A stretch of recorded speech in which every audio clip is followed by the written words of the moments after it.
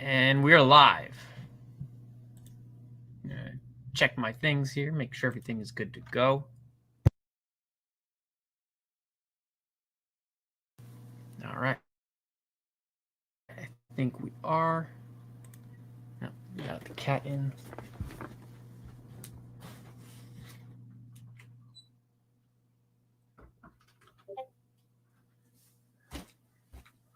All right.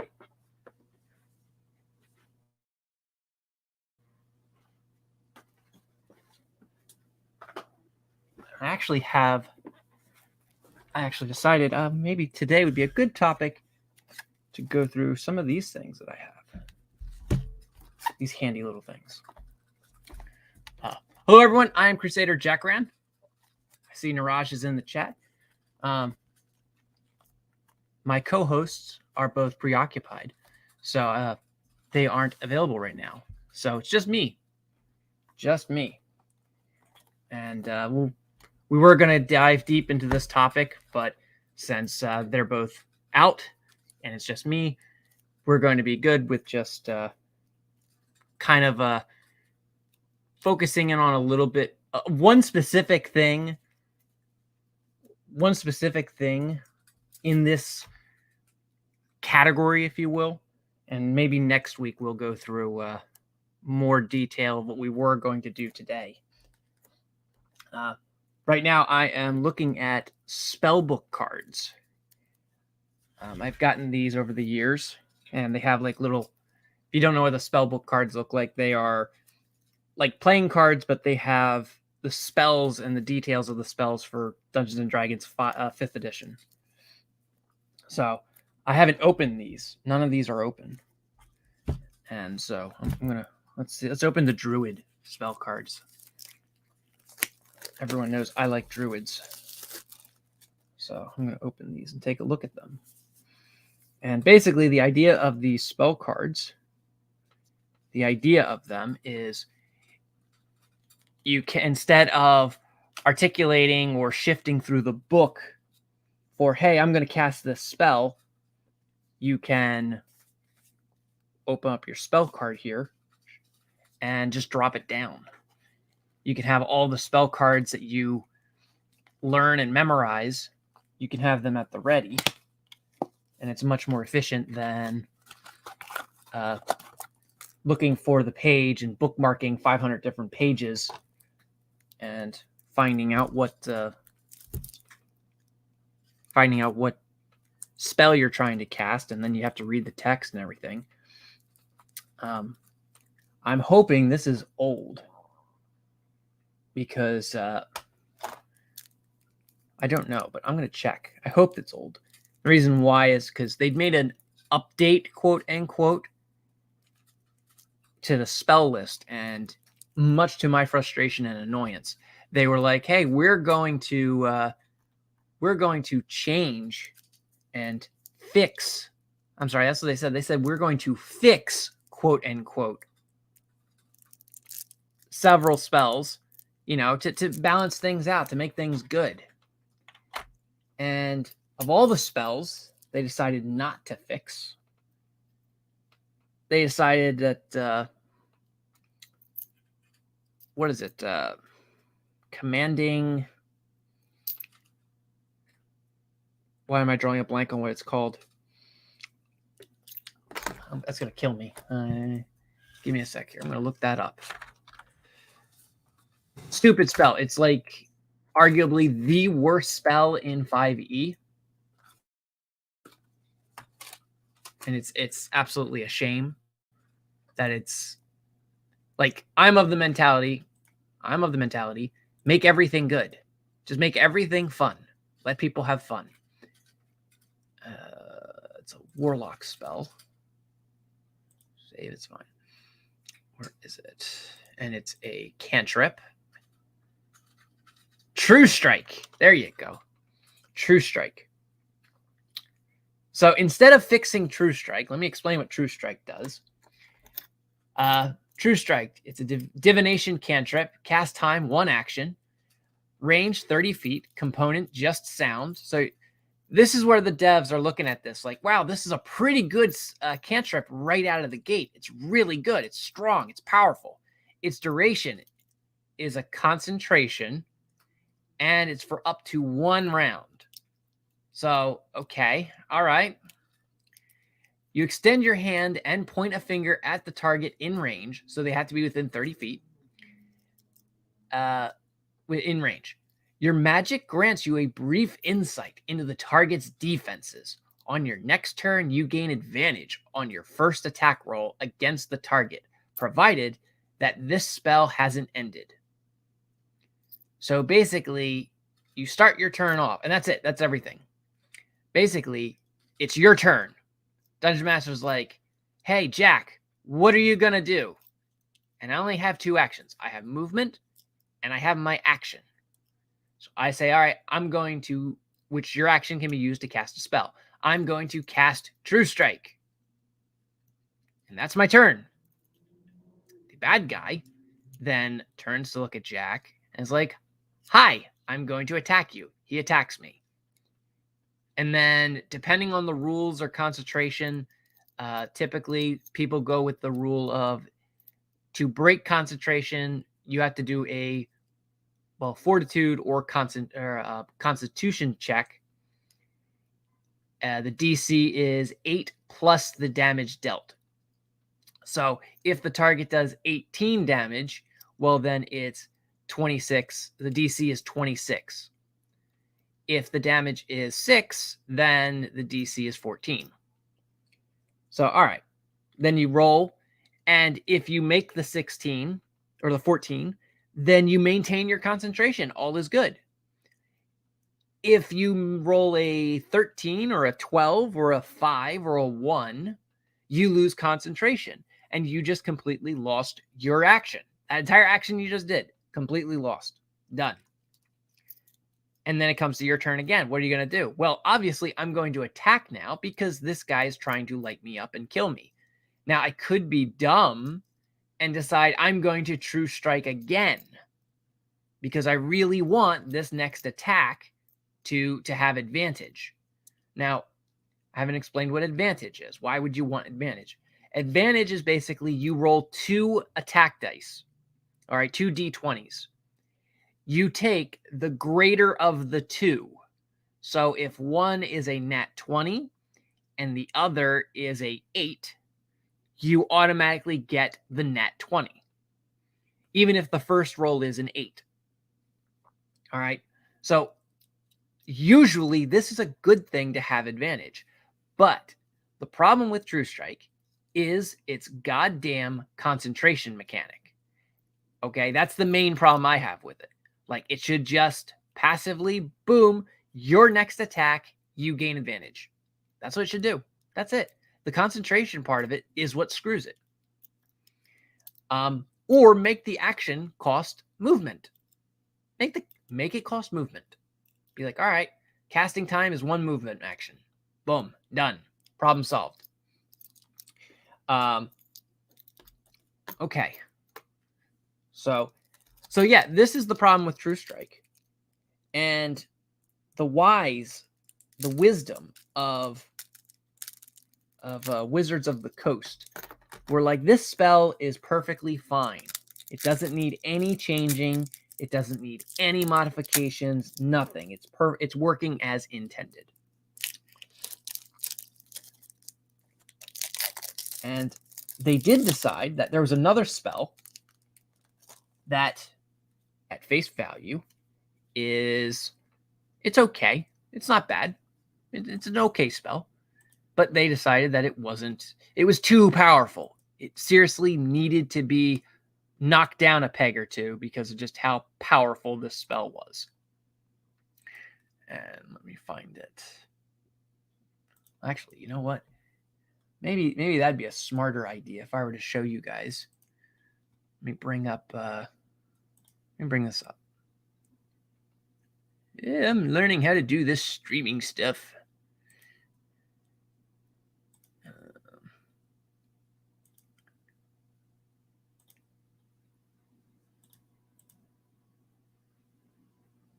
we are. All right, so here is, this is what I'm talking about. All right, let's make it bigger. Can I do that? No. All right, let's do that. And then I want to make this. All right, so on the right side here, this is True Strike. All right, you got True Strike, Divination, casting time, 1 action, 30 feet. Component is S. That's a somatic. Duration is concentration up to 1 round. So you can't go any longer than 1 round. It has to be 1 round. And then this is the description of it. It's by default for classes Bard, Sorcerer, Warlock, and Wizard. All right. So this spell, they decided, is perfectly fine. It's all good. This next spell, they decided needed to be nerfed, had to be done. If the game continued with this thing going on and being as imbalanced and as overpowered as it is, it would just cause the entirety of all game encounters everywhere to collapse in on themselves, and the entirety of the D&D universe would explode. And that spell is Healing Spirit. Healing Spirit is a level 2 spell. Conjuration. 1 bonus action. So it's a bonus action. It's not even an action. It's a bonus action. All right, that's pretty powerful right out of the gate, I see. Range, 60 feet. Holy crap, 60 feet. Verbal and somatic. Duration, concentration. So it's another concentration. You can't have more than 1 concentration, by the way. So if you're concentrating on 1 spell, you can't concentrate on another. Which is the other thing that's terrible about True Strike. It's like, oh, I'm going to concentrate on a buff spell. I'm going to buff my team.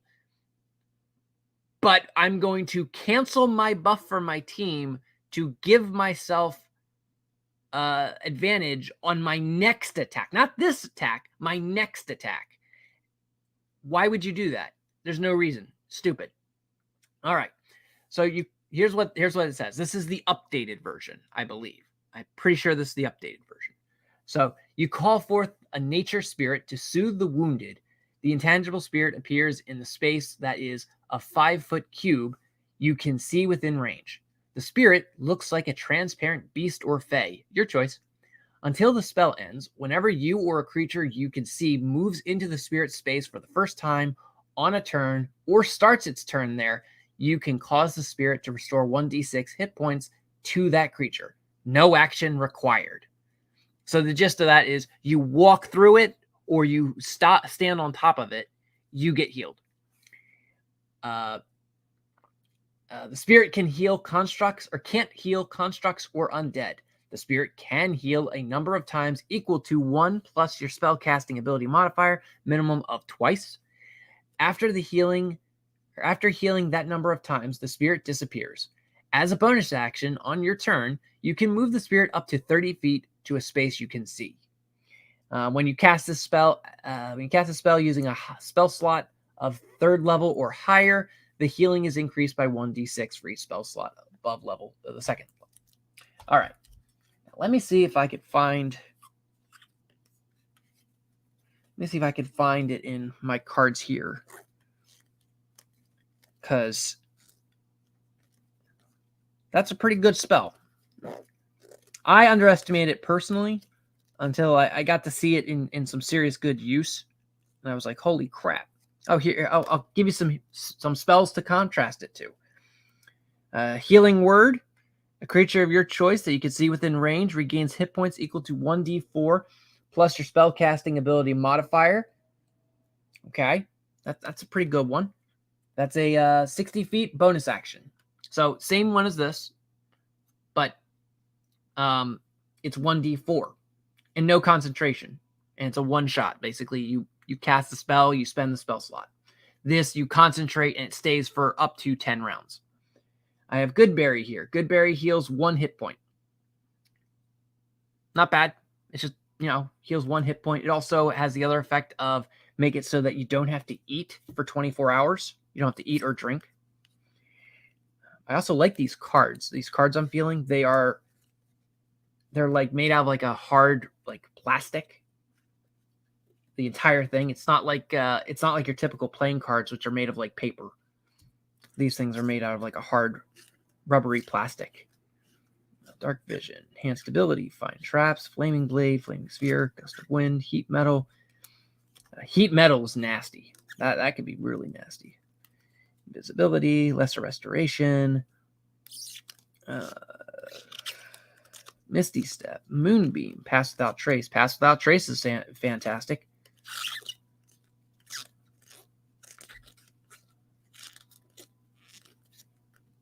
These spells I just mentioned, they're also ones that rangers get. Doesn't look like it's in this. Okay, let me check the other one. This pack had 2 decks of cards.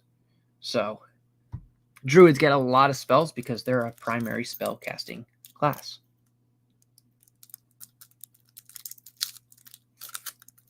I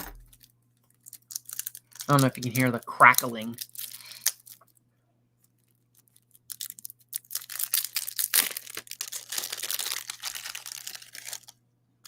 All right, we have Stinking Cloud, Water Walk, Blight.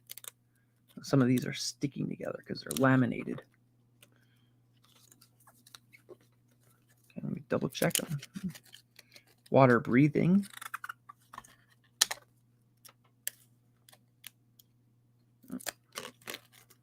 Wind Wall.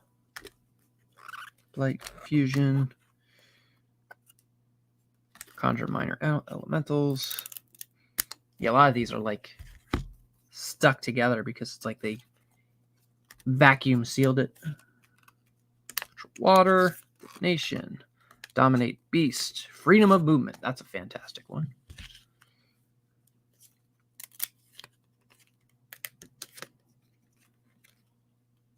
Fun story, when I was playing Icewind Dale as a kid, I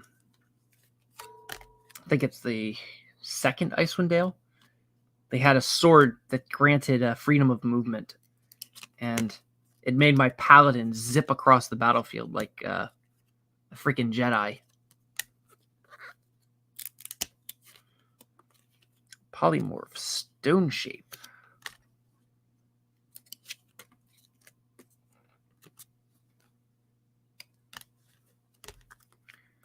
Stone Skin.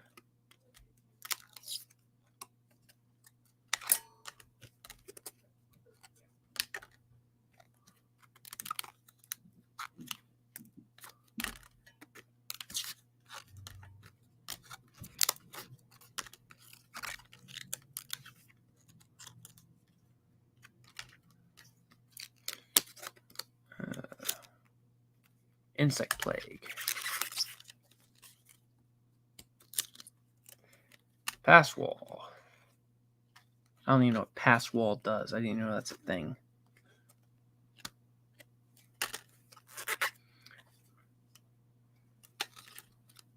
Reincarnate. Tree Stride. Wall of Stone. Conjure Fey. Find the Path. Heal. I don't know what that does, but I'll check that out. That seems like it could be a cool one.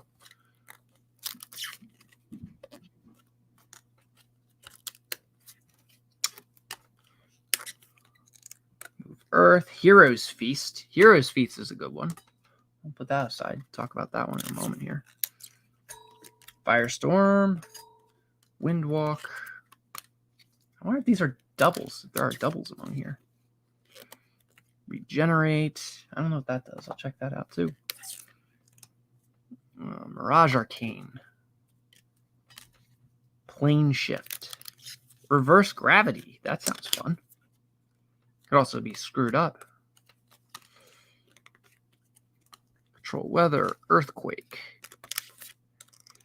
Feeble Mind. I think someone cast that on me already.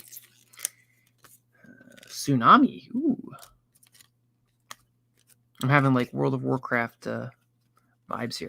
All right, is this not a... Okay. I have to double check all these cards because I just went through the entire deck and no signs of Healing Spirit. So I don't know what's going on.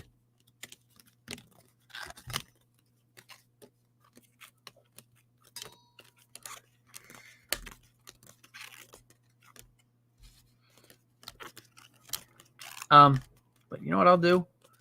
I'll start pointing out that, so the main change here, stuck to reincarnate, that's scrying.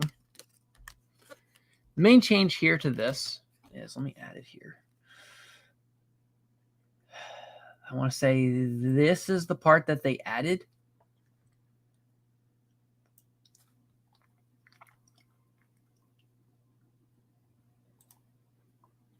This last bit here. The spirit can heal a number of times equal to 1 plus your spell casting ability modifier. Minimum of twice.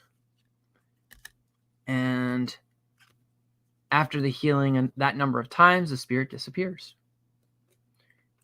So what you used to do as a spellcaster, as either druid or ranger using this, you would cast this out for your team, and your team, your team could run through it and get healed. I don't recall if, I think it's once per turn you could do that, because just how the phrasing of it is when you pass through for the first time on your turn, or on a turn, or when you start your turn on it. That was a fine like stipulation to it. It's like, okay, which it translates to, if you tally up 1d6 over 10 rounds, each round you're getting, on average, you're getting about 4 to 3 healing hit points, 3 to 4 hit points a round. Okay. What's the big deal? You know, I don't quite get the big deal. But Wizard of the Coast and their infinite wisdom was like, oh, no, we can't allow that. We got to limit it so that people can't do that. Because, well, we don't know why. So my point is, the reason why I raged about this is what they decided to nerf or fix, quote unquote, and they left True Strike alone. They did nothing to True Strike. Did nothing. And I don't know if there's anyone out there who actually defends True Strike. If anyone's like, oh no, it's a perfectly balanced spell, or it's a good spell, it should be left alone. I don't know. I would have a lot of bad things to say about a person who defends True Strike as like a good spell. Now, why am I getting messages on Discord? Oh, okay. On a stream.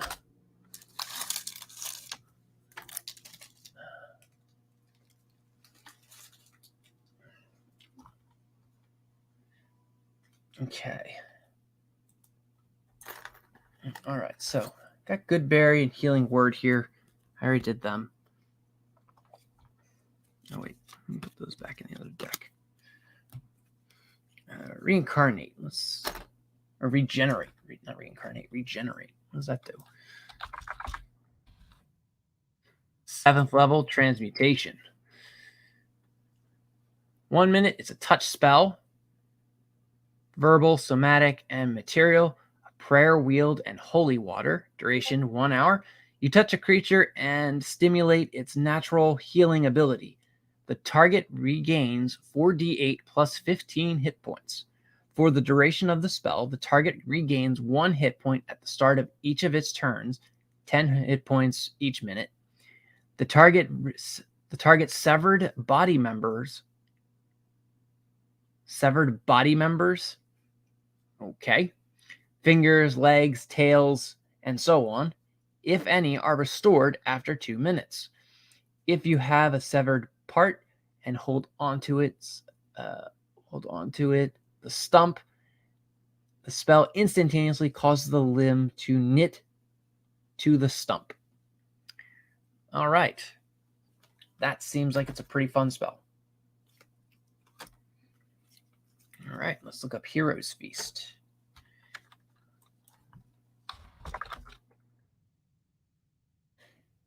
Heroes Feast, level 6 Conjuration, casting time 10 minutes. So this is like a pre-fight warm-up. You like get a feast together for everybody. Again, verbal, somatic, material, a gem-encrusted bowl worth at least 1,000 gold, which the spell consumes. So it's about 1,000 gold per use of this. Most people that I know of they're not sticklers for that type of stipulation or those rules. Every game I've played, the DM hasn't cared about the material cost of any of these things. So, if you're with a hardcore DM who's like, no, you have to be able to find these components and things like that, good luck, Godspeed. Then again, if it's 1,000 gold, that might be like video game money. So it's like you do a quest and they give you like 25,000 gold. So like 1,000 gold's like nothing. You bring forth a great feast, including magnificent food and drink. Feast takes 1 hour to consume and disappears at the end of that time. And the beneficial effects don't set in until this hour is over. So basically you take an hour and 10 minutes to prep this thing. Benefits that don't take over. Up to 12 creatures can partake of the feast. A creature that partakes of the feast gains several benefits. The creature is cured of all diseases and poisons. That's fantastic.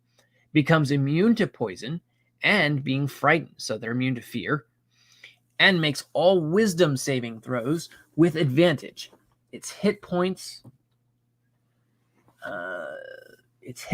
maximum. Hit points maximum also increases by 2d10, and it gains the same number of hit points.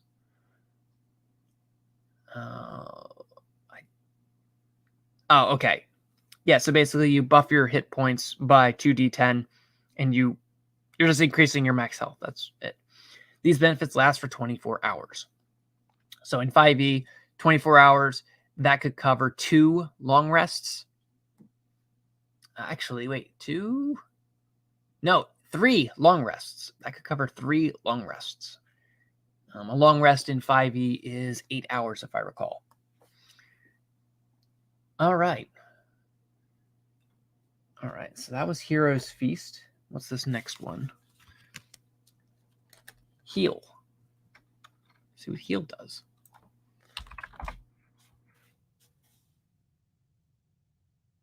Sixth level, 1 action, 60 feet. Choose a creature that you can see within range. A surge of positive energy washes through the creature, causing it to regain 70 hit points. That's OP. This spell also ends blindness, deafness, and any disease affecting the target. This spell has no effect on constructs or undead. When you cast this spell using a spell slot of the 7th level or higher, the amount of healing increases by 10 for each slot above the 6th. So you can heal for 9th. You can heal up to, 100 hit points? Which is good. That's OP. All right. Let's see my next card. Got Regenerate. Is that in there? No. All right. I think I already covered Regenerate, right? Yeah, I already covered this one. So then the last one is Dream. 5th level Illusion. Cast time 1 minute. So you really shouldn't be using this in combat. It's a non-combat one. Verbal, somatic, material, a handful of sand, a dab of ink, and a writing quill plucked from a sleeping bird. Duration 8 hours. This spell shapes a creature's dreams. Choose a creature known to you as the target of this spell. So you're going to be targeting an ally or an NPC that you're probably friendly with, I would assume. The target must be on the same plane of existence as you. Creatures that don't sleep, such as elves, can't be contacted by this spell. You or a willing creature you touch enters a trance state, acting as a messenger.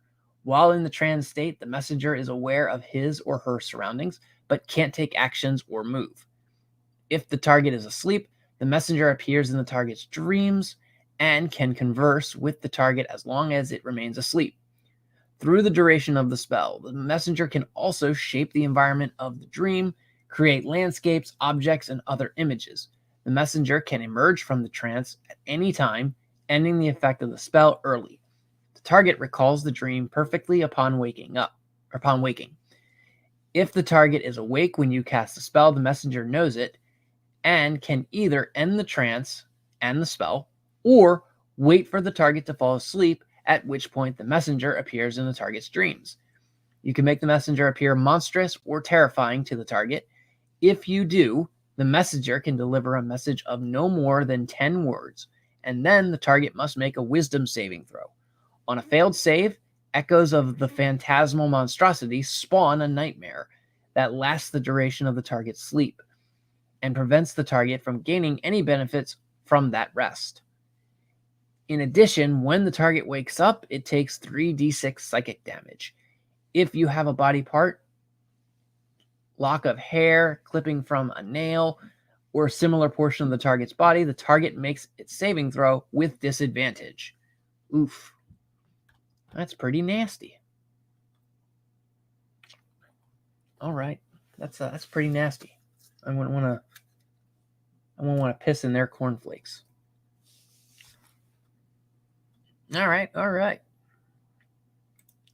Let me see what we got in the chat. You can hear crackling. Oh.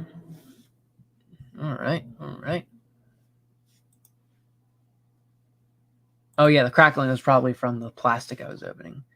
We got perfect spell for combat. I can't imagine why you wouldn't think it's a great idea to blow 10 rounds of combat to annoy your enemy in his sleep after he's kicked your ass across the world. Yeah. Yeah, and I don't think, does it have, its range is special.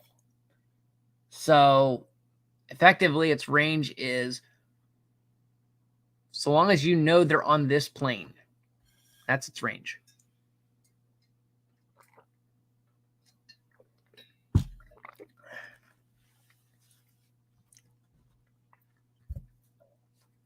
All right, so the lame part of these spell cards is they're chopped into 2 decks. And, oh, wait, never mind. I was about to blast them for being dumb. No, what they did was they had it so that you can use the box as a holster for them, which is clever. You know, it's wise. That's how it should be. It's logical. So, all right, I just got done ranting about Healing Spirit and how the Wizard of the Coast decided to nerf Healing Spirit for some reason. I don't know why. I chalk it up to them just being dumb. Or retarded. Take your pick. Probably retarded.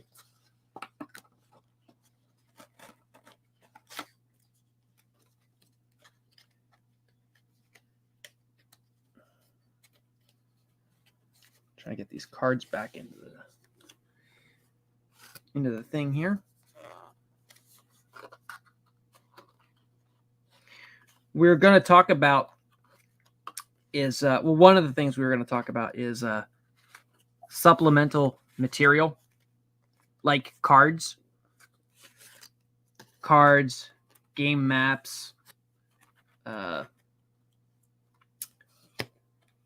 different programs. I know a lot of people use Roll20. All right, so I just got done complimenting these guys on this case, and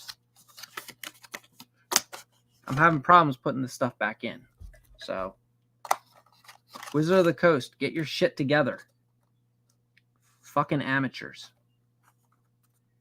Fucking amateurs.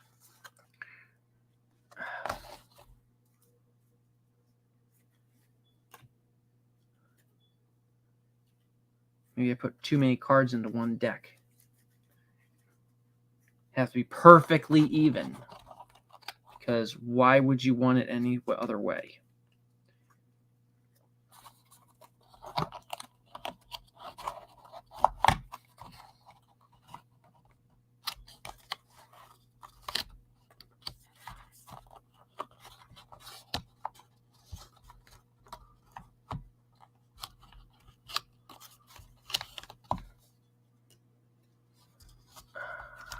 Come on.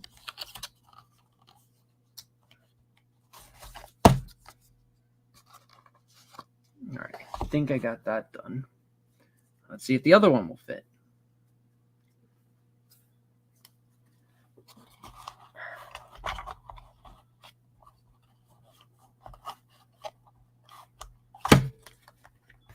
That slipped in there. All right. They were like, I guess we'll make it so simple that if you're retarded, you'll be able to do it. You'll be able to figure it out. And if you're not smart enough to figure it out, then oh well. All right. So now, let's go to Dungeon Master. Oh, let's go to the Dungeon Master screen. Oh. Okay. All right. This is, okay. This is 5E's, or I'm sorry, 5E Tools Dungeon Master screen. This is customary. You can choose what you want to put for this. So let me do this. Just for fun, let's take a look at, let's build our own here. Saving throws. So these are rules for saving throws. I can pull them up quickly if I have any questions about them. Let's do armor and shields. So this has the stats for armor and shields. I can quickly pull them up. This is very horribly formatted. Like, it doesn't even let me... I can't even scroll over to the side here to see what else is there. Like, it's cut off at the side. Yeah, they might want to work on that. That's no bueno. No good. No good at all. Area effect. Okay, that's not bad. Oh, wow. It gives you little tabs here. All right. All right. Choose to close out of that. All right, let's go beyond first level. Get my table here so I can see what table. It doesn't show the ability points. You get however many level ups, but that's in the character. That's in the classes section. Let's go with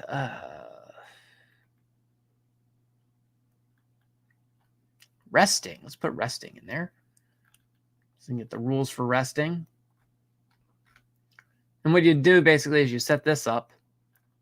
And then once you're set up with it, skills, all my skills there, I can tab between things and I can quickly look at the rules in my custom-made screen here. Typically, what Dungeon Masters do, a good trick Dungeon Masters will do, is they will actually have all of their players' ACs on this screen. So that we're like, hey, I know what John's AC is, and I know what David's AC is.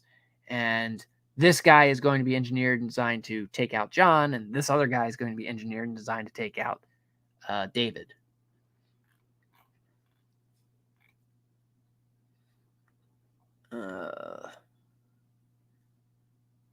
Magic items, maybe. I'll reluctantly put magic items there. All right, so I think we get the idea of this. Traps and hazards. Oh, this is a cool tool. I think. Is this the tool I think it is? Falling net. No, I think this is.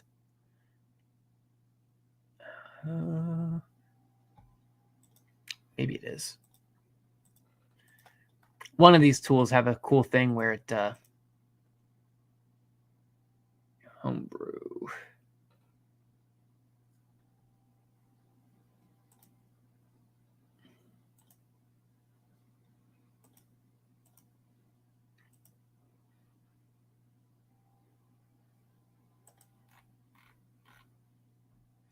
Yeah, one of these things have the ability to roll for you. Pop out. Filters, other options. Can I get other? What's the other options? No.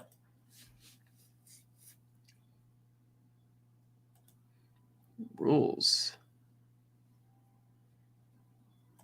Here's what I was looking for earlier. All right.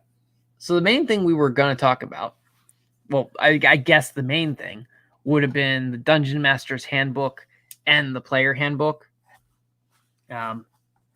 Finding out like what's their purpose, what do you use them for, why do we have them? I have my hard copy here of 5e. I also have a 3rd edition version. If it can work, I primarily prefer 3.5. That's my go-to version of Dungeons and Dragons. I like 3.5. The only version of D&D I probably like more than 3.5 would be leaning towards like Cypher. As if anyone's been following these episodes, Cypher is a really good system that I like. But that also could just be my style of dungeon mastering and storytelling. I like the aspect of being able to sew and weave a story together and bring the players into that storytelling. That's what I like to do. I like to have all sorts of implemented ways. And I've said before how I was able to weave player decisions and things that they made. They came up with some ideas, some cool things they wanted to do, whether it's a fiery punch or Lady Potato, her character actually in one incident, they had stumbled across this activist witch, and her whole thing, let me set up the story.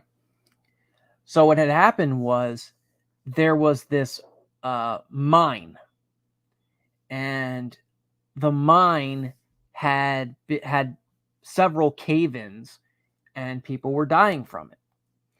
So that was a strange thing. And there were protesters outside the mine who wanted it closed because they were saying, "Oh, it's destroying the land, it's destroying the ground, it's doing all these terrible things to the environment." Well, the players' first solution to this was shut down the entire business. Just shut it down and tell them to leave. They can't mine here anymore. Hey, kitty. Hi. Can you not scratch the window? Thank you. So they decided, the players decided that, all right, they're just going to close the mine, and that's going to fix the problem here. And okay. All right. Well, what they find out is that no, just because you close the mine doesn't fix the problem. Because what ended up happening was the mine was closed, and because you have this new construction site that's closed, some kids decided to wander into this now closed off, unauthorized area, and they decided to go exploring into the mines. And they got killed from what's inside the mines. So the players then decide they're going to get up, go in there, find out what's going on. What they discover in their research is that there's all kinds of like runes, and the runes are like witchcraft. And so they're trying to figure out, okay, why are there witchcraft runes, like demonic runes here? What's going on? Like someone summoned a demon here. Okay. So everyone's in the mindset we got to prep to fight a demon because we have witchcraft sigils, witchcraft magic at play. Give me a sec here. Let me look at chat. All right. Chat's good. Chat's good. So as they're going to look at they're looking around and they're trying to find this demon or this witch that's about them, they stumble across what's been killing people. And they find, well, they split up. They split up and check the mine in different directions. I should preface it with that. And one group of player find one cause of the problem. And then two other groups of players, one group finds scorch marks. And so he begins thinking, okay, maybe it's an elemental, maybe it's a dragon. And he relays that to the rest of the team. The third team, they manage to find scorch marks as well. They find charred bodies, they find melted bodies. And so they're like, okay, this seems like there's something going on here in the terms of like lava or fire. Well, the first player, going back to them, the first group, they stumble across some eggs. And I explained that they're not just ordinary eggs. These aren't just like your typical eggs. These aren't like bird eggs.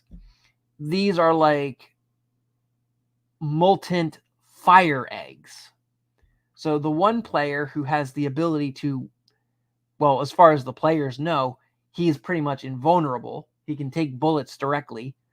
So he decides, all right, I'm going to grab this egg and check it out, see what it's about.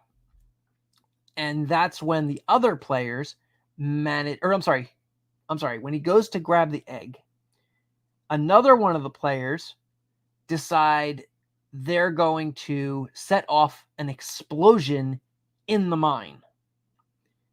And so just to warn anyone who might be inside to get out. Because I don't know what their thinking is, but this is their thinking. So they set off the explosion, and the guys by the egg observes the ceiling begins to rumble and shake, and it causes the ceiling to drop down, and it smashed some of the eggs in this nest. So there were 6 eggs, and 4 of them were crushed. So there were only 2 eggs left. Well, then they finally summoned the creature that caused that had the eggs, and that was a phoenix. So the one player manages to talk to the phoenix and calm the phoenix down, because everyone else is ready to fight the phoenix. They're like, oh, we got to fight a phoenix. Cool. The one player decides, no, we don't have to fight a phoenix if we don't have to. Like, it's very clearly it's a parent, and it's trying to protect its eggs.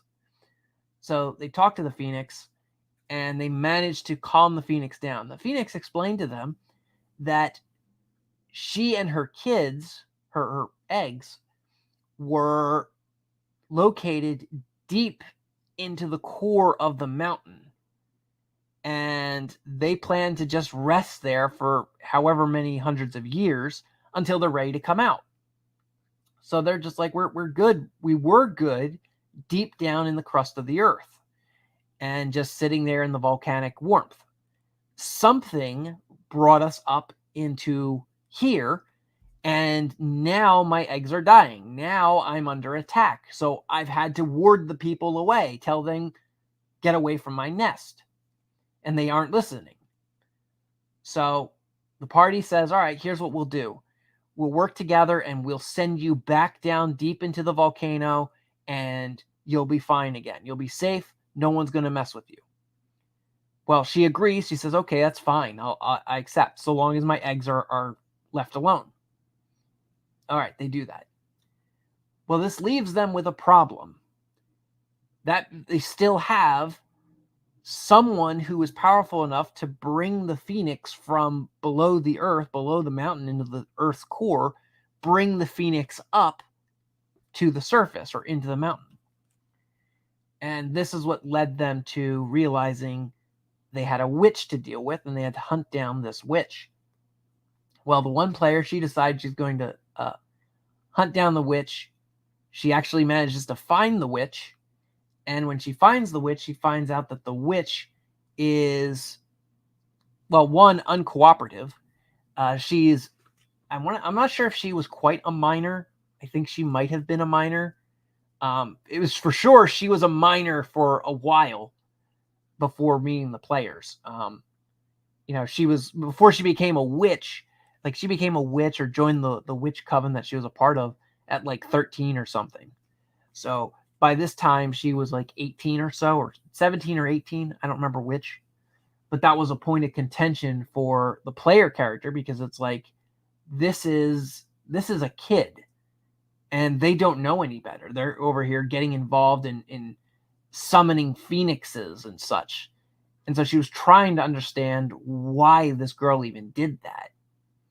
And, the girl being young and again, an activist, she's looking at it as, well, I brought the phoenix up because it'll teach those miners not to harm the earth, that the earth should be left alone. And, it's like, okay, you had the best intention, so to speak, but your method was bad. Your method resulted in many people dying. So this chick, she also apparently refused to, the witch, she refused to give up what her knowledge is or was of her coven. So the player decides, making up this new ability with the cipher system, which is why I'm telling the story, she decides that she's going to rip the knowledge out of this lady's head, out of this girl's head. So she walks up to the girl, puts her hand on her head, and she does a intellect roll for her spell casting. And I forget if she got a nat 20 or a nat 1. I think it was a nat 1. And effectively, and I might have spoken about this before on stream, effectively what she did was she ended up sucking the memories out of this girl. She sucked everything out of this girl. She took everything of her mind. She basically turned the witch's body into a vegetable. And so from that point forward, this player character had to fight a second personality inside her mind that was trying to take control of her body, while also dealing with the fact that now she has all this knowledge and she knows all these different people. And from it, a lot of things happen. Like, like she knew several of the bad guys, several of the big bads, because several of the big bads came to her and recruited this young witch. But also she got a familiar, because the witch had a pet cat. And it was funny because several of the players were like, that cat is a traitor. That cat is going to be a backstabber. That cat's going to, I don't trust that cat. That it's too suspicious that we got this cat that's now with us. Like, something's really off about that cat. So, but yeah, so that's one of the things that I loved about Cypher, was the fact that spur of the moment, this player decided she was going to just take the memory out of another character's head, and she still had to roll for it, but she was just like, I'm going to do that. And me as the DM, based on the rolls, I was like, you know what? I think this would be a cool opportunity to have this character incur some pain herself from it. And, in the Cypher game that we were playing, the setting was DC Comics and Vertigo. And the key thing with DC Comics and Vertigo magic is that it always has a cost. And that was a phrase that her character kept saying as she was using her magic, was, if there's a cost, I will bear it. I'll take it on. It's a very John Constantine philosophy. So when she began, taking the chick's mind, her character suffered it twice. The first is that she has a chance of the second personality emerging, and she has no idea what this personality is going to do. And as she began to, as their minds became one, she got more insight into this girl's life. She got to see that I forget what happened with her dad. Like, her dad wasn't involved in her life. Her mom was, I think, a drug addict or some kind. And one day the mom decided she was just going to leave, just left. Oh, no, I think it's the other way around. I think it was the dad. I think the mom had some tragic death, and the dad decided to just leave, just abandon this girl. And I engineered it that way intentionally because I wanted it to be like an inverse of this character, this one player character. So her character is like, okay, she had her brother, she had her dad, and she has her mom. Their relationship, like her mom and dad are separated. If I recall, I might be wrong on that detail, but they're like separated. So, oh yeah. I remember the mom is dating a boyfriend, and what's it called? This player's character, Blair, she and her brother Winston, they didn't like the stepfather. He was like a douchebag type. So they were like, yeah, we don't like that guy. So we're going to leave mom and we're going to go hunting for our dad. And so they begin like the Sam and Dean Winchester hunt for their dad, who their dad is a hunter himself. So he's out here hunting supernatural creatures and beings and things like that. And so this witch, her story is supposed to be sort of an inverse of that, where the mom and dad are split, but they basically are non-existent in her life. So she's never had her mom and dad really there to support her or help her. And so like Blair, once she absorbs this girl's memories, she begins to see how this girl was living on the streets, how she was scraping to get by, how the cat that she had is like the only friend she's ever had, really, that she's gone from one friend group to another friend group of people exploiting her and using her. So Blair, like, because she's human, she has like empathy for this girl. And this girl, this witch, I forget her name, this witch begins like inside of Blair's mind. She's learning Blair. So she's sort of like jealous that Blair has had such a good life from her perspective. And she's a little bit more like envious that Blair has something to fight for. Like this girl, her method of fighting is, oh, I want to do something to prove that I am a good person. Whereas in Blair's case, and then she looks at Blair and it's like, well, you're doing good things and you're not trying to prove it.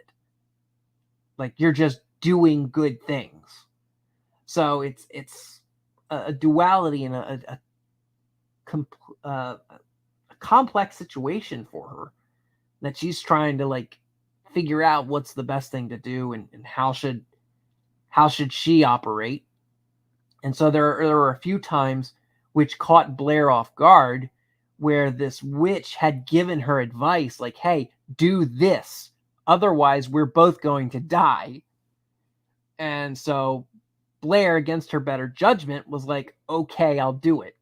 And then it paid off. Now, there were other times where the witch had told her to do something terrible, and Blair had said, no, I'm not going to do that. You know, like the witch would be like, oh, go kill that person. And Blair was like, no, I don't kill people. Which the witch would promptly remind her, well, you did it to me, so what's the difference?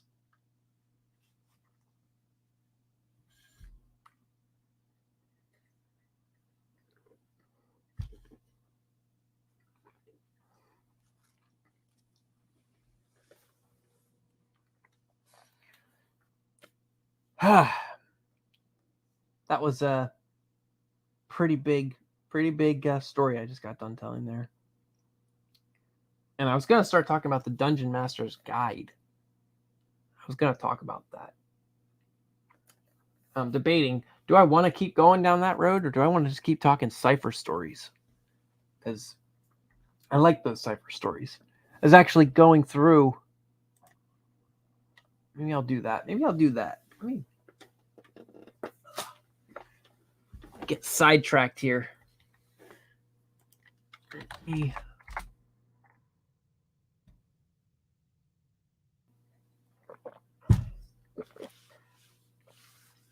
I can pull up some of these stories.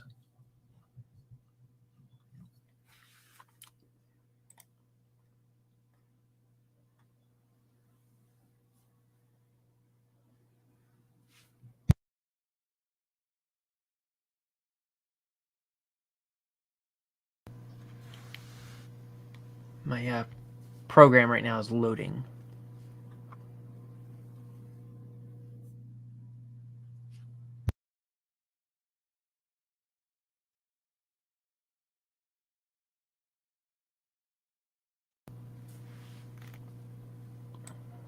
All right, what do we got?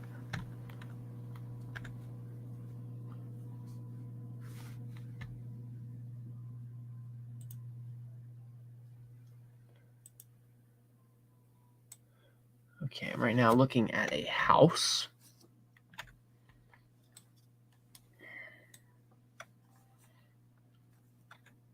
I'm just realizing I never got to use this house. Damn it. Yeah, it's a big house. Oh wait, I did. I got to use some of it. So, all right, I can relax. I'm gonna be a little upset. I was like, I didn't even get to use this house. That sucks. All right, let me.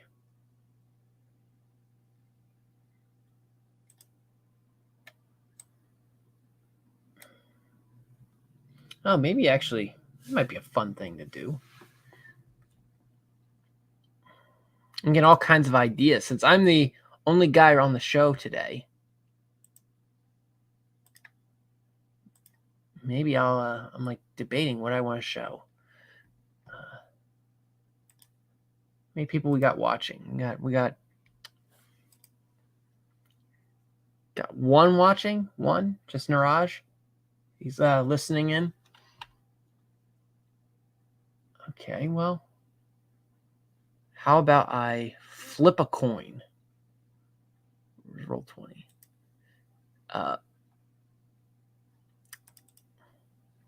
Let's do evens.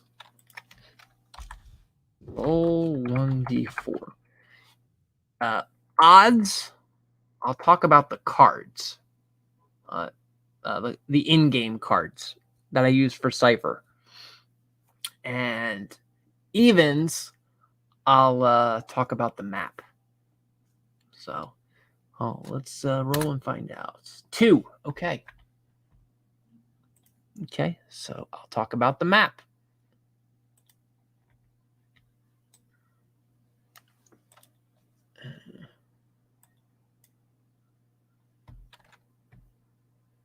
Right, which map though? That's a good question.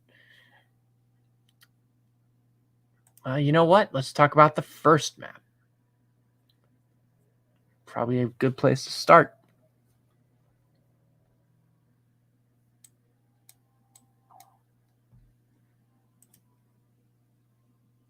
I gotta be careful which map I show you guys, because if my players decide to watch this stream at some point, I don't want them to get any spoilers. I don't want them getting spoilers.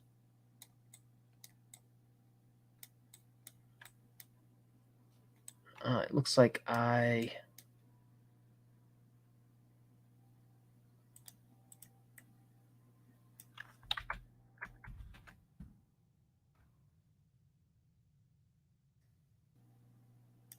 that's kind of a shame. I got rid of the original.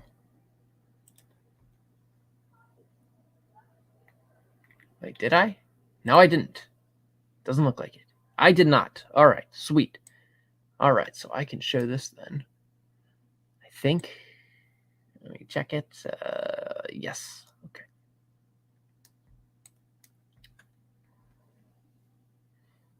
All right, let's bring this up.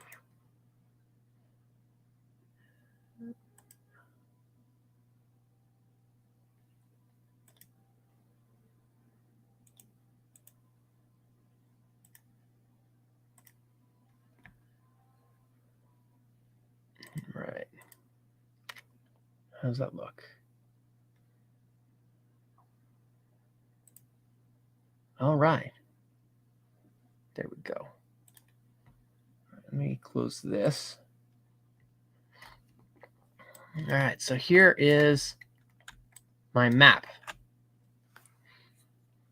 I have these guys over here on the Dungeon Master layer. And this is the diner that in my Vertigo game, the player started out with. They start out, this is their base of operation.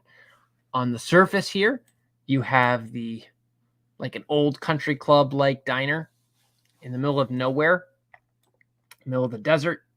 They have some nice highway here, gas pump. This left side here, this is the first floor. So this is the diner entrance. You walk in, aka the basking area. And then you walk in, you have the diner. In the back rooms here, we have like a little study. We have the kitchen. We have a storage closet, bathrooms. Then we have the back office. There's a dance floor here in the main area. Then there's the bar. And then you have the seating area for people and television and ATM.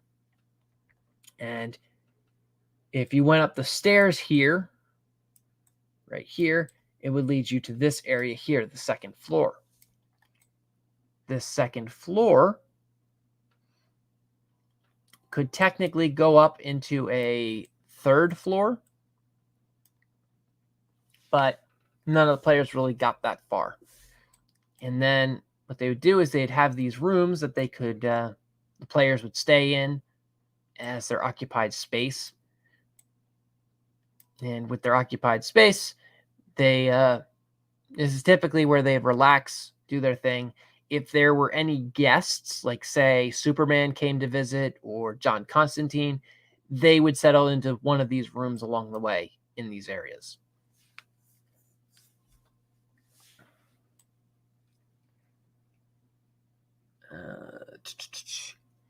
And no one had really ever made it to the third floor. There was no reason to, but I like to have that option available in case the players did. On the first map here again, if you went through here, you could go down to the basement, which led you into here, which is known as the pit. This was a library. It had 2 rooms dedicated to exorcisms, and it had 1 room dedicated to a, what is it? Like a, I don't want to say a communion room, but like a channeling of the arcanes and meditation. You could also use it as a prison. You could actually trap a creature inside there. And then there were all kinds of books. This is like a revised library. Over here, they used to have their wine cellar. The place was attacked and damaged and busted up. And how this place, how the Viper Pit as a whole works is it attunes itself to a person. And then it takes shape based on that person's desires or their personality, whichever or. And so the person who created this one, she shaped the basement to be like a underground occult lair.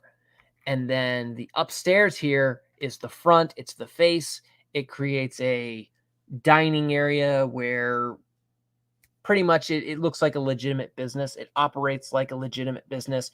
So the creator or the owner of this place looks at it like, hey, I'll make some money on the side so that I can do my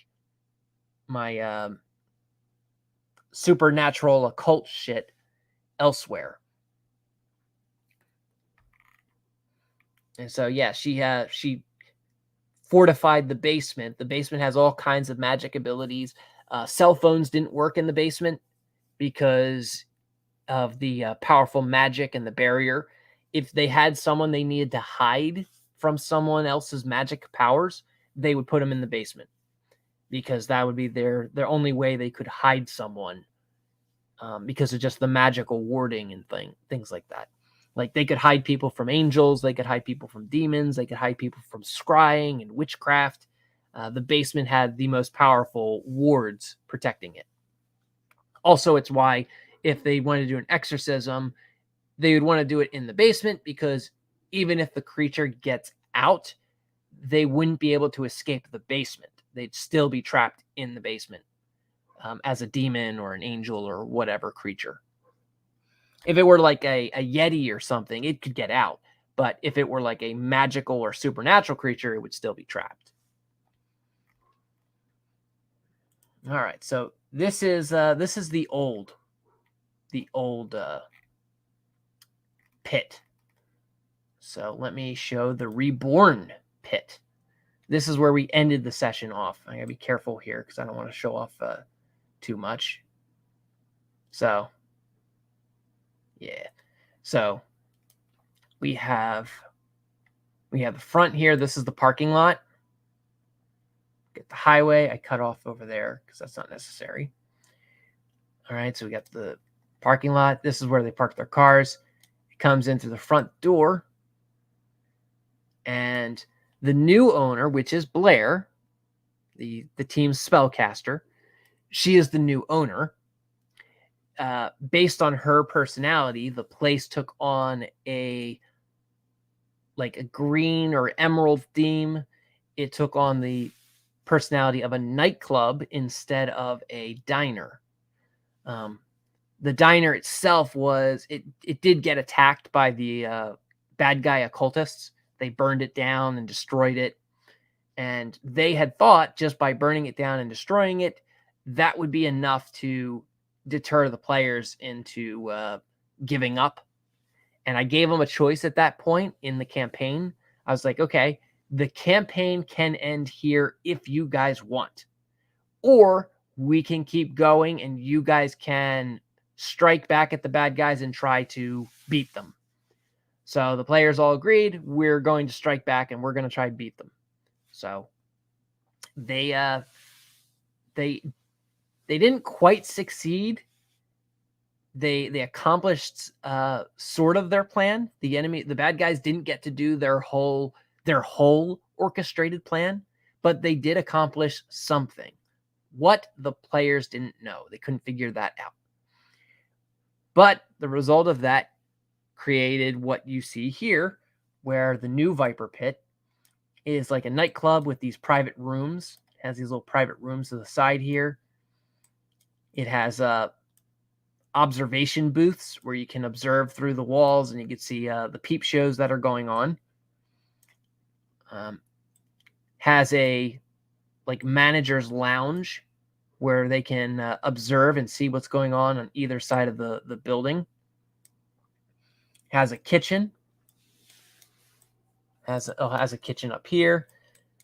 Has 3 bars downstairs. It's got a DJ booth. Got a VIP lounge area. It's got a second DJ booth for the second dance floor. There's 2 dance floors, if you see, on the first floor. Then you have the stairs going up, which leads us to the second floor.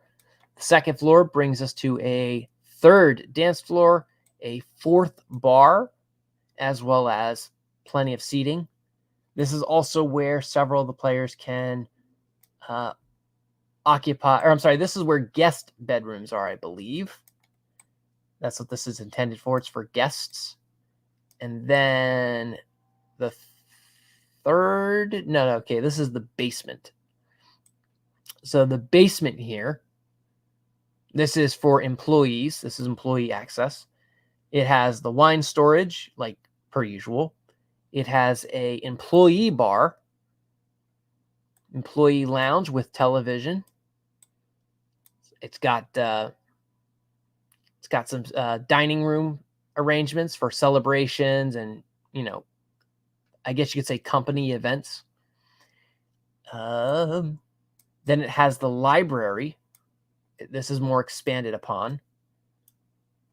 They can do more research and things like that here. They have ladders so that they can actually reach the top shelves of the books. And then they have magical items over here on the back wall where they could stash things like the helmet of Naboo. They could stash amulets of magic and time. Then they have some tables over here where they can study and do more research if they liked. And then there is the signature Bifrost. In a lot of my games, there are Bifrosts that are basically interdimensional portals, and they allow you to jump from plane to plane. So if you wanted to travel to heaven, a Bifrost is how you would do it.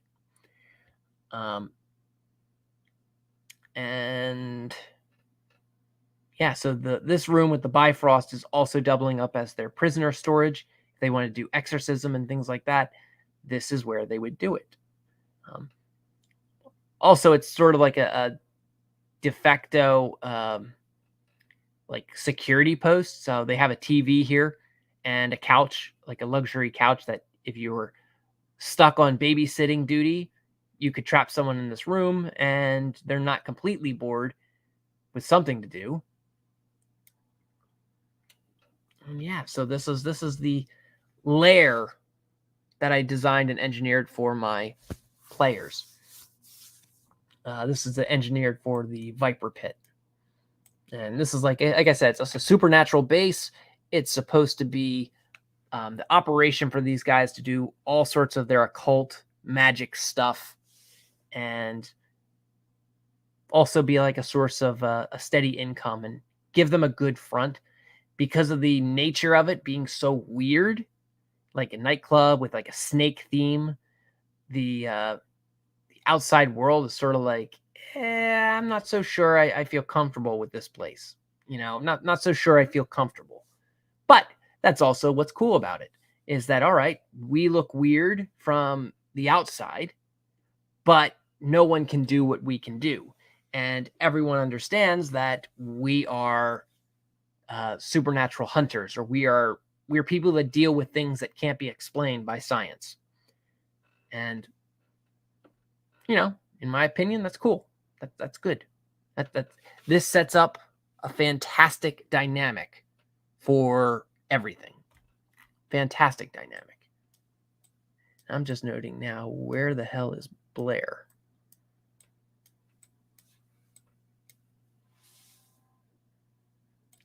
She should be here somewhere.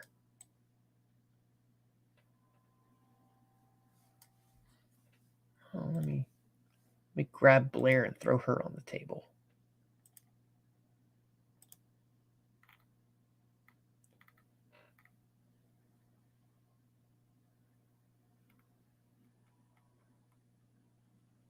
Oh, that's probably why her character icon is goofed up. Well, that's unfortunate. I'll worry about that later.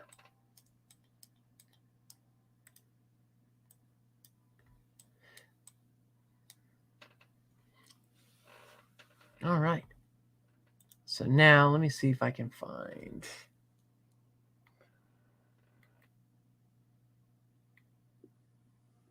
See if I can find card table. Now I'll talk about the cards. Oh, here we go.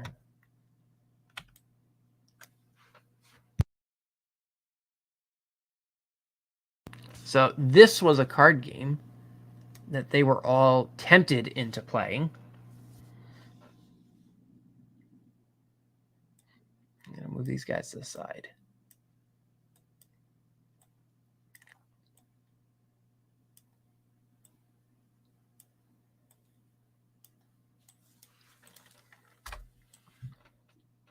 All right. What we're going to do, I'll show you guys these cards. And I'll show you...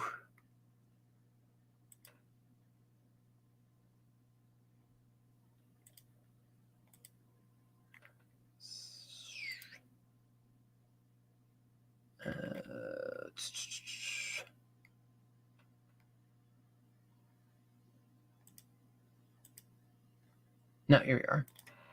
That's what I need. All right, so I came up with, this is a system I came up with for tarot cards, as well as their meanings. So this is all completely homebrew, made up, bullshitted out of my ass. That's what all this is. So we have, well, let me do this. Well, actually, first, so what a player would do is they would start off with a spread. So the type of spreads I came up with, there are 3 categories of spreads. And then we have, I say 3 categories, but it looks like there's 1, 2, 3, 4.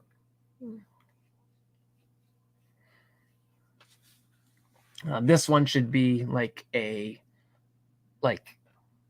observation, I guess. But with this one, it's the players get the choice of object the past, subject the present, or insight the future. These are more like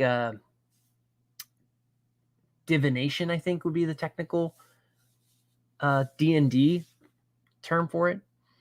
And you also get directional location. So what the players would do is, let's say, object of the past. Okay, so a player would want to know what the meaning of an object is. And this is really funny, really weird. Make of it what you would. All right.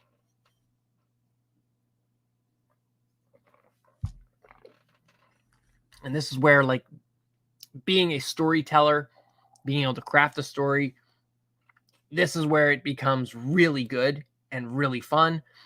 Also can be really difficult if you're not open-minded, and I guess if you're not versed in a lot of different subjects and topics.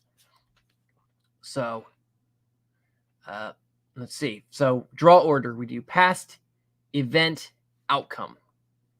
So the event is the main thing you're subject to. So you're trying to understand what event you're trying, or what thing are you focusing or trying to understand. So it could be something like, why did my dad leave me? So that's the event. That's what you're focusing on. So then it's like, all right, first card you draw, 1. This gets drawn upright. So card 1. Next one is event. Card 2. Put that there. And then card 3 is the outcome. This is drawn in reverse. Now, from a mechanic standpoint, I can't choose how I draw them. I put that down, though, the upright or reverse. I put that down because that's going to be important for the next part. That's merely cosmetic. It's simply just dressing for the players to understand that it's something different that's taking place. It's not just put the card down, flip the card over, put the card down, flip the card over. It's no, there's more hand shuffling and gestures involved here.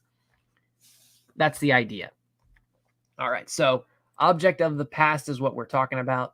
I drew 3 cards, left to right. We have past, event, outcome. So now we're going to draw this one. This one is the past. It's upright. I'm going to right click on this, flip card. What is the object? What do we got? What do we got? We have the Ace of Cups. So now what we do is we click on this tarot meanings, and I got to scroll down until I find the Ace of Cups and find out what its meaning is. Ace of Cups, Ace of Cups, Page of Cups, Ace of Cups, very bottom. All right, so it's in the upright. It means happiness, fulfillment, new beginnings. So why did Dad leave? Well, because of happiness, fulfillment, and new beginnings. So it could be one of those things.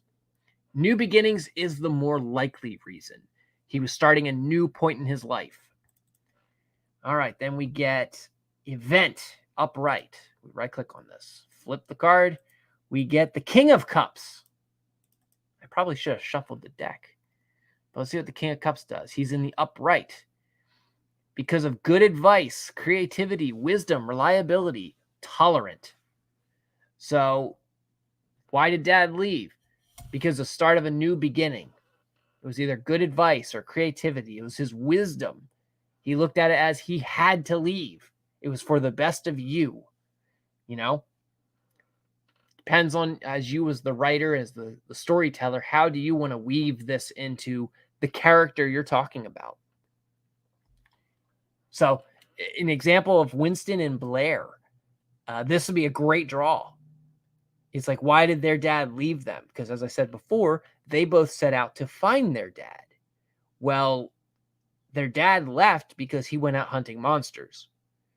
Okay, you could say it's a new beginning. Well, it's a new beginning because he's now leaving his family behind and he is in pursuit of doing something good. He is in pursuit of doing something that's wise. If he's kept monster hunting and stayed in touch with his son and daughter, he would, and even ex-wife, that could drag them into the monster hunting and get them killed. So ideally it's a good thing that he did step away. And then the last one is the outcome. This one is drawn upright. Or I'm sorry, reverse. So we flip the card. It is death. Oh no. That's actually, I think, a good thing. Death in reverse is good. So let's see if I can find death. Where is death? Reverse.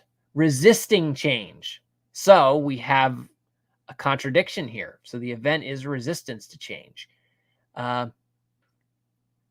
Which is actually, I already figured out a way of weaving that into it. And then we have fear of new beginnings. So this contradicts the first card. Repeating negative patterns. All right. So prior to the dad meeting the mom and having kids, he was a hunter. And so when things started falling apart with his wife and his now kids, he went back to his old behaviors. He went back to being who he was before. That's what he did. So again, as a narrator, as a storyteller, this is one of my favorite tools, and I loved using it with my players. I loved giving them all kinds of fun things they could do with this, letting them get little peeks behind the curtain. The players didn't quite know in terms of their dads or their family or whoever that they wanted to do things about. They didn't quite know what I had in mind for them. But this was a great tool for me to communicate to the players and for the players to communicate with me, like their expectations and what they thought I was going to come out with their character story and origins. They could also use this stuff to determine like how a murder scene had happened. And like I said, it's amazing how this stuff works. And like there were so many things, and I can't think of many of them off the top of my head. I'm drawing a blank on the one that was really good. It was like the last spread they did. It had something to do with angels, and the timing of it was just perfect. That everyone was like, wow, that is so like meaningful and impactful.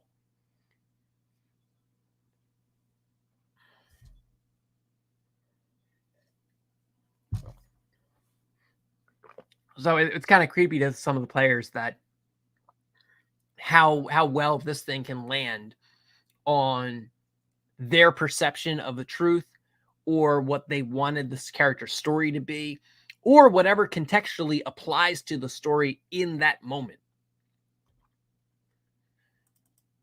Let me see if I can do another one of these.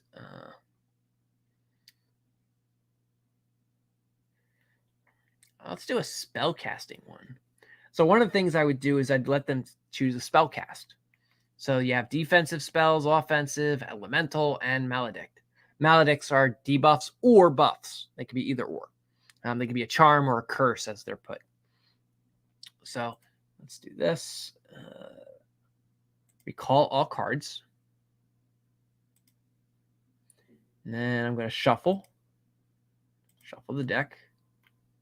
You shuffle the deck again. Why am I getting messages? Oh.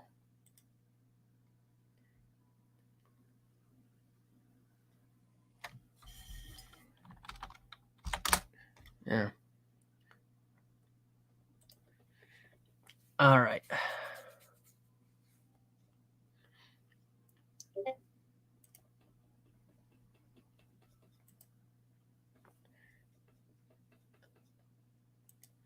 Okay. Sorry, I was responding to a Discord message. All right, so we'll do a maledict. Let's do a maledict. All right. So the good thing about doing a maledict is you get 2 spells. 2 spells. So you don't know if they're a debuff or a buff. You find out once you draw them. So the first card is the type. So this is going to determine whether it's a good buff or a bad buff. And then we get... Oh, no, I'm sorry. This is going to determine if it's a charm or a curse. Yeah. Yeah. Okay. So good buff or bad buff. Then we have spell 1. Spell 2.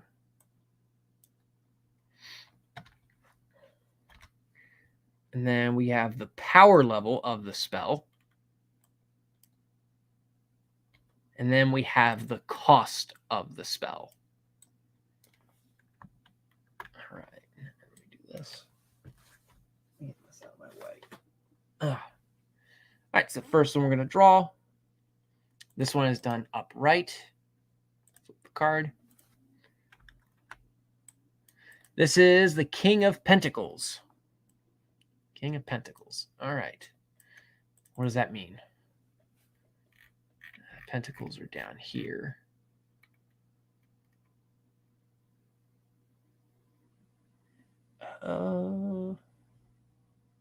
It's upright. Enterprising, abundance, stability, security, groundedness.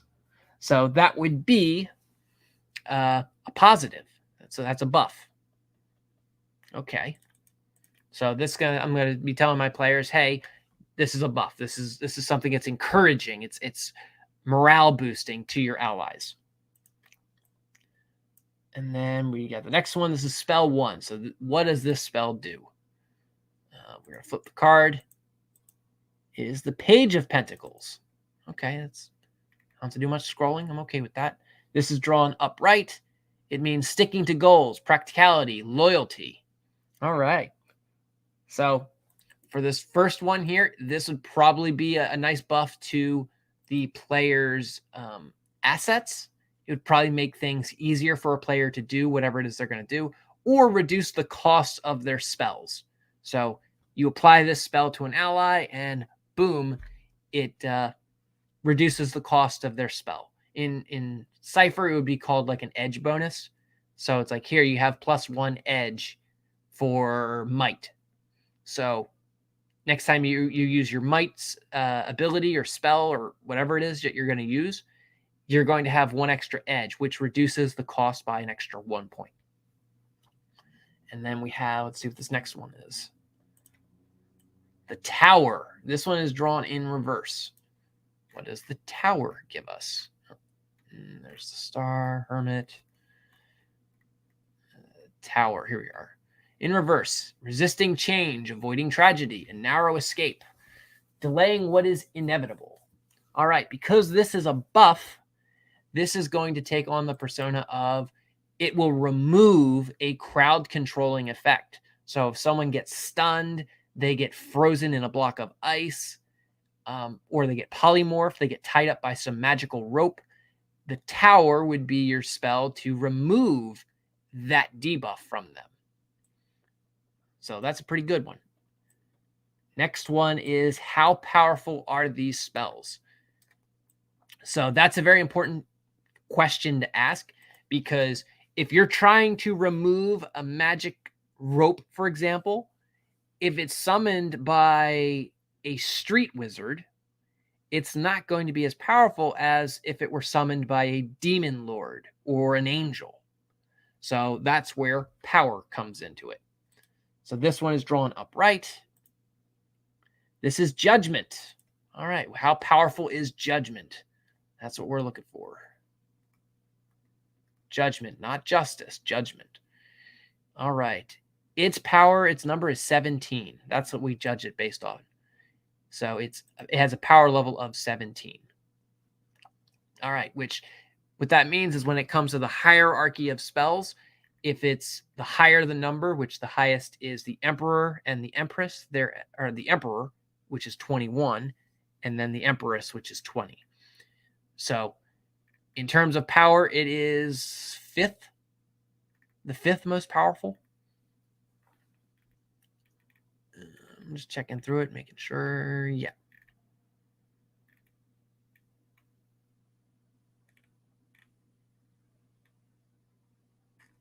Yeah, so it's a pretty powerful spell. So the bad guys, if they try to resist or cancel out the player's spell, they're going to have some trouble doing that. And now here's the cost. The cost is the Ace of Cups. Scroll down. Ace of Cups is going to cost 0. So this is a beautiful combination. They have they have 2 very powerful spells. One is a buff and encouragement, and the other is a buff that removes impairments. And they have 0 cost, so the players aren't spending any energy. They are not using their ability points or anything like that. They're not spending might, speed, or intelligence to use this magic spell card. They just cast it, and boom, the character benefits from its power and effects. Which, if you saw the Judgment card, I don't know if I was scrolling too fast. The Judgment card, for example, has a cost of 6. So it would have costed them 6 of some such skill, probably intellect, whatever they're going to use for their casting. Some people could use might for casting, depending on their character arc or character archetype. They could also use speed as their casting, depending on their character type. So let me recall all these cards. Shuffle again. And let me check chat. No Thusa. No Thusa. Face purple crying. I don't know what you mean. What do you mean, no Thusa? No Thusa. I get the Thusa is it's one of my ships, custom-made ships for Star Wars. But I don't know what Niraj means by no Thusa.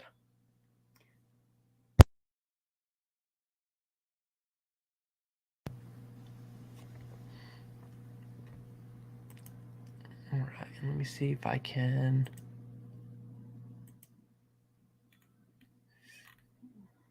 What do you guys think? Should I do another spread? I have yes and no card spreads. These are pretty simple, straightforward. Actually, yeah, let me do one of these. Let me show you one of the yes or no's, because these could be fun.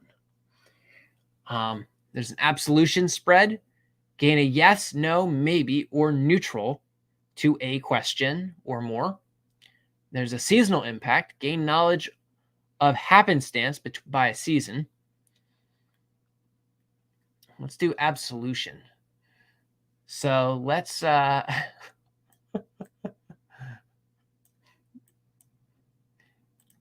chat. Oh, all right. Let's see who you have. I was kidding about the home base missing the Thusa. Ah, okay. Okay, I got you. And then we have sure seems like an interesting system. Yeah. So because I have Niraj in the chat, he'll get the inside joke here when I say this next one, absolution. I'm going to throw myself on the chopping block. The question will be, am I gay? And we'll find out what the cards say. I'm throwing my hands to God on this one. All right, so the draw order is the answer and then confirmation. All right. So wait, this isn't the okay, so no, I'm not going to do the absolution one. I'm going to do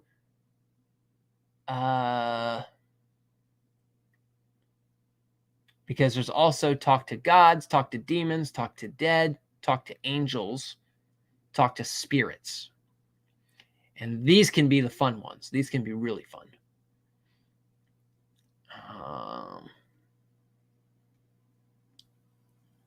Okay, so let's go with, who do we want to talk to? Niraj, who do we want to talk to? Why are you gay? Yes, exactly. Who do we want to talk to? We want to talk to an angel, demon, a god, spirit, or undead?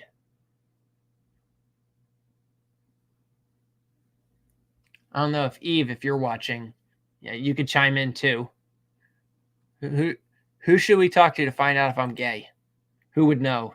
Would it be the spirits, the angels, the dead, to the gods? Who would know? That is the question. All right, Niraj is saying talk to the gods. All right, let's. I'm gonna go for the gods. I don't have any objections.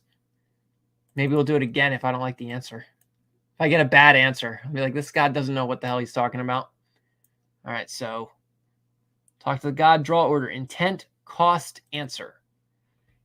All right, so first step, we're going to have intent. So this is, the intent is whether or not it's a good god or a bad god. And then from there, you have to infer what their intention is. Because if you have a good god, their intention might be to help you by giving you a genuine answer.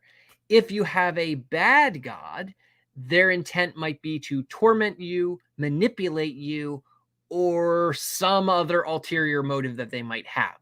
Like they might tell you something, but they're aiming for you to tell someone else that thing, so that person does something that the god wants them to do. So intent is a very fun place to play with, especially with the players. So intent is first, then we do cost, and then we do answer. All right. So let's find out what the intent of this god is. The world. Okay. All right. So we have the world. So what is the world? Strength, justice, the wheel of fortune, the Hierophant. The world. Is it drawn in reverse? So incompletion, shortcuts, delays, emptiness. Okay, so this is like a absent-minded god. This is like a bumbling god. I want to say like Hermes type, but I think Hermes is actually pretty diligent. So I'm struggling to think of my Greek gods, my Greek pantheons. Maybe Apollo. I don't know. Maybe more like an Aphrodite type, Aphrodites or Hera. Hera can be kind of empty, I think. I better watch it saying that out loud. I get smited next moment.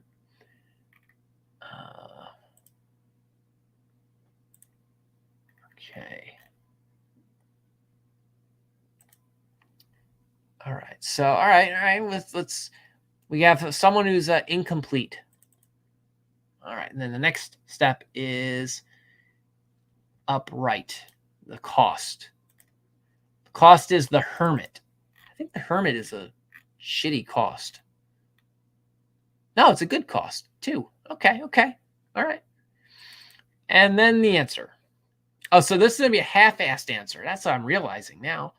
Okay, so this answer is in reverse. It's in the sun. Okay, what's the sun in reverse? That's their half-assed answer. Yes!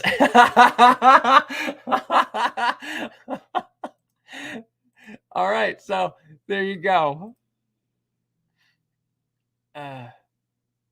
There you go. The answer of whether or not I'm gay. It's yes. That's their half-assed answer. Imagine it's like, he's fucking gay. Like, why are you bothering me with this shit? All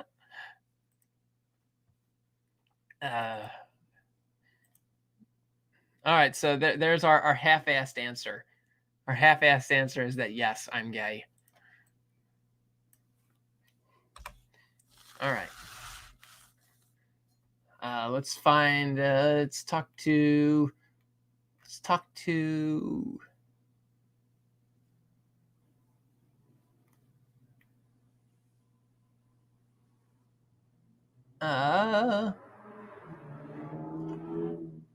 the dead. And my question for the dead will be, is there an afterlife? Let's do that. Ask, is there an afterlife? So the first one is, let me shuffle. Do the Cupid shuffle. All right. We're going to do upright.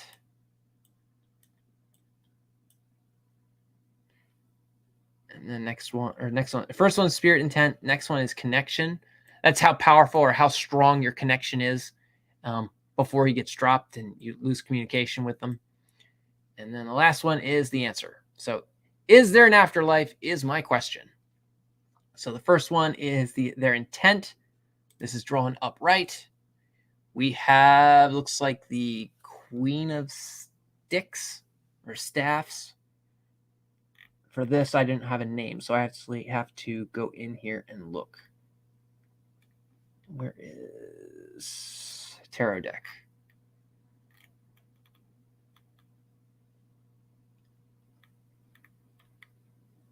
Is it Wands?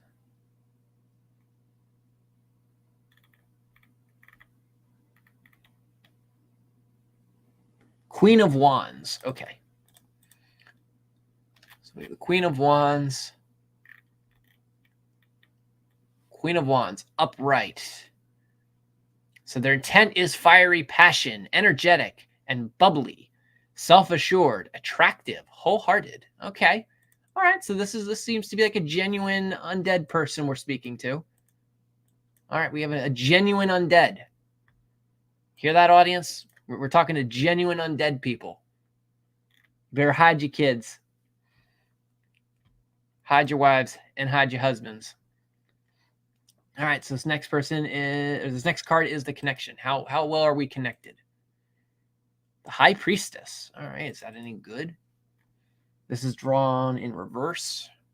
Where's the High Priestess? Oh, there she is. 4. That's not a very good connection. 4 is not a very good connection. We want a higher number for the number for a connection there. So, all right. All right, then. So we don't got a very good connection, which is a shame because this person seems like a very nice person we want to talk to. So now their answer is there an afterlife? And this is drawn in reverse. The Ace of Swords. Ooh. Ace of Swords. Ace of Swords. In reverse, unproductive, irrational, destructive, missed opportunities. It doesn't have a yes or no value. So we're going to have to derive out of that the unproductive, irrational, destruction, missed opportunities. So I'm getting out of this no. That's what I'm getting out of this is no, there is no afterlife, which I guess kind of sucks. Kind of sucks because this card's implying like, yo, like God, you could have done so much more with this stuff. Like, and you just ended it. You're like, that's it. That's it, folks. Go home. All right. But maybe this spirited dead person is like, hey, I don't see the afterlife as people perceive it as like this gloomy place. you know, it's not quite that thing. It could have been that thing, but it's not that thing. It's not gloomy and doomy. It's more like paradise. Maybe that's what she's getting out of this. Because, you know, she's very jovial and wholehearted, or he is very jovial and wholehearted. So he's over here like, hey, it's great. It's fantastic. I like where I'm at right now. But, you know, missed opportunity to make there a little bit more interesting with some non-productivity. So perhaps he's in the Matrix. Like, he's in the Matrix and it's like everything is perfect. And there's no elements of chaos introduced. Maybe that's what's going on here.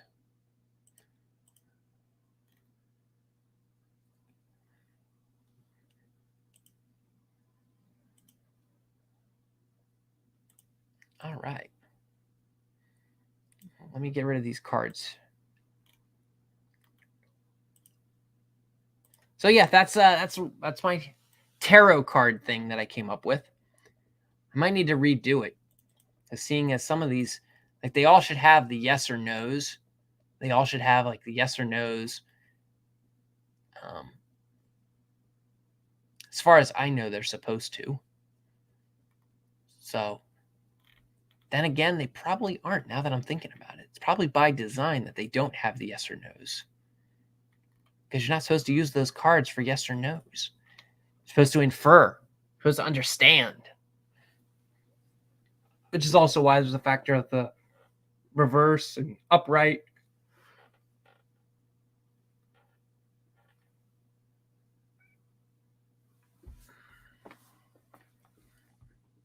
Okay.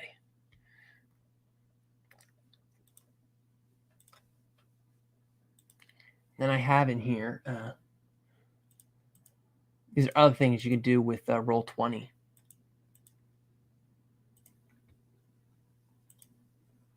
I have hide the tarot deck.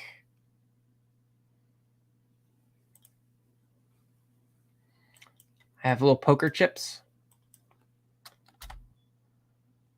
These poker chips don't look like they're working right, I think.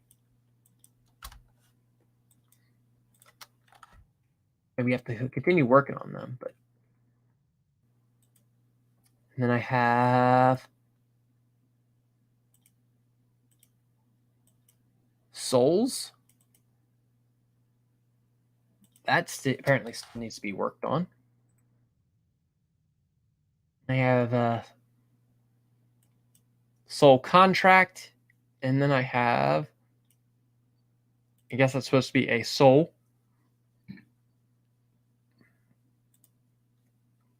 Okay, so wait, is it? Okay, no, that's a demon pact. So there's demon pact, soul contract, and then a soul. So souls are obviously the greater valued thing.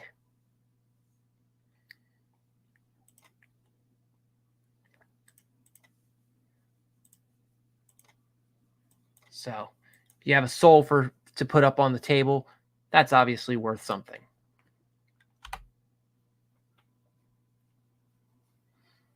A fun little story about John Constantine. He was able to evade capture from hell and death, effectively turn himself immortal, because he took his soul and put it up for he promised his soul to 3 different demon lords and basically wanted them to fight it out amongst each other who could get his soul when he died. And they realized that they had to keep him alive, because if they killed him, they would enter into a all-out civil war in hell for this one soul, because all of them hate John Constantine. Who doesn't?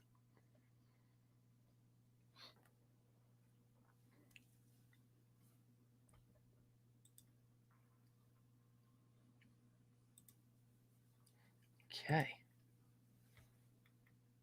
So yeah, there are some got to show off some of the stuff that I was working on. I have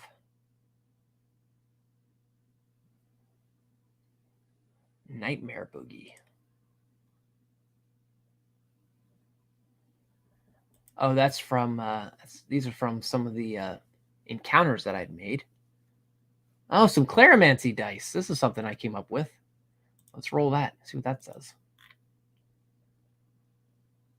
Oh. Let's have Gaudium do it. So we're going to roll.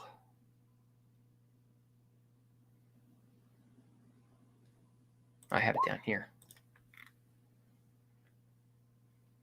Chaos Intrusion. I forget where.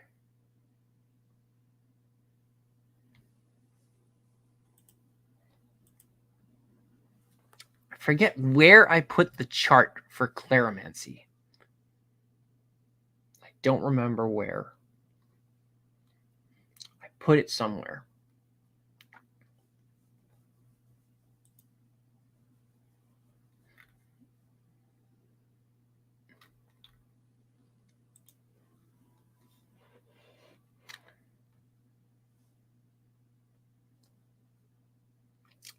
All right.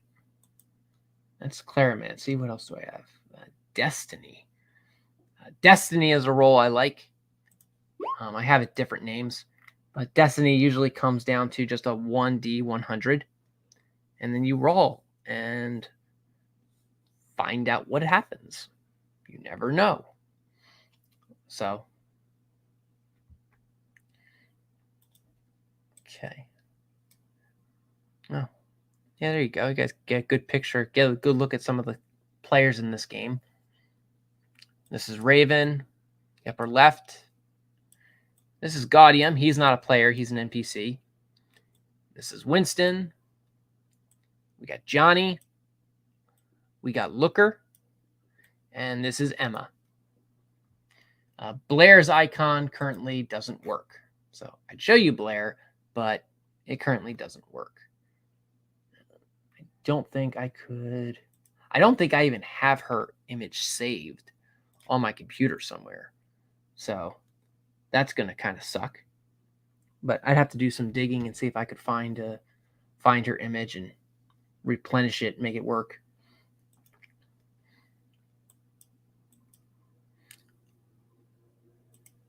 But I think almost at that 2-hour mark, I think I'm going to wrap up here. I appreciate you guys hanging out with me. If you're watching this in the future, thank you for watching. Don't be afraid. Please feel free to like and subscribe. And I think I'm good to go. So you guys have a good one and take care.